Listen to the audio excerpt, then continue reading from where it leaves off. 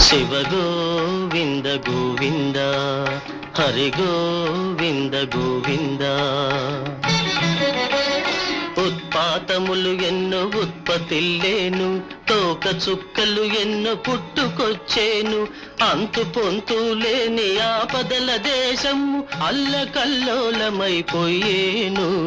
శివ గోవింద గోవింద. హంపిలో హనుమంతుడాగ్రహమున లేచి ఆర్భాటముగ కేక వేసేను.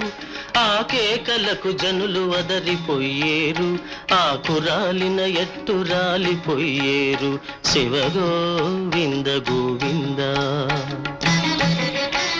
హైదరాబాదును మూసే మహానది వరదతోటి ముంచి వేసేను. బావులు చెరువులు నీరు లేక ఎండి